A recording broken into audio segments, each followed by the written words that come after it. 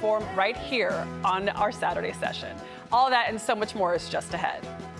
But we begin with this morning's top story, an escalation in the immigration crackdown in Minneapolis. CBS News was the first to report the Justice Department has launched an investigation of Minnesota Governor Tim Walz and Minneapolis Mayor Jacob Frey. The investigation centers on an alleged conspiracy by the two Democratic leaders to feed federal immigration agents to impede their work. It comes as protests have intensified after the fatal shooting last week of Renee Good by an ICE agent. Nearly 3,000 federal immigration agents have been dispatched to Minneapolis to arrest people who are in the United States illegally. Ian Lee is in Minneapolis. Ian, good morning.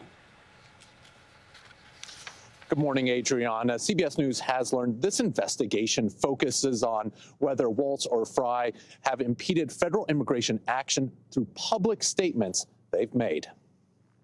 Armed, masked, undertrained ICE agents are going door to door, ordering people to point out where their neighbors of color live. In a statewide address Wednesday night, Minnesota Governor Tim Walz criticized the federal immigration crackdown in Minneapolis. And if you see these ICE agents in your neighborhood, take out that phone and hit record.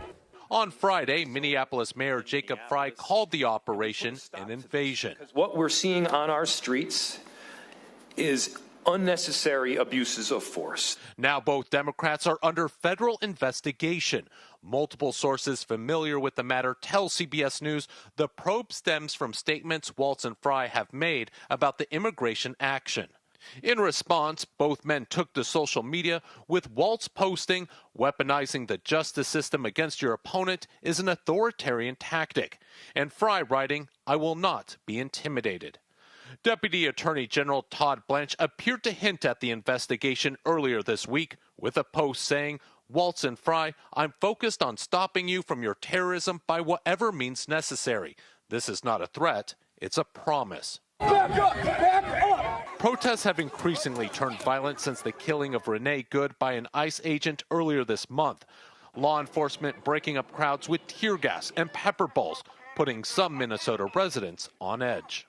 People are refusing to come out the house. The chairman of Minnesota's Republican Party, Alex Plekish, is criticizing Walz and Frey's handling of the situation. In the past, where the governor or the mayor have said that they support law enforcement in the performance of their duties, but they don't seem to be enforcing law enforcement when the feds come in and do it.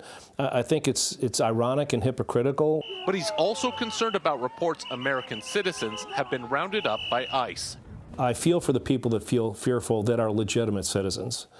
That's not right. If they have fears like that and they're legitimate, they're here legitimately, they shouldn't be made to fear. But if they're feeling that, then we should do something about that.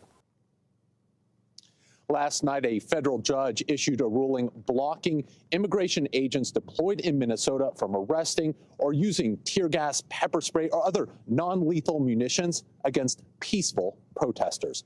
Adriana? All right, Ian Lee, thank you so much for that report from Minneapolis. Tomorrow on Face the Nation, Margaret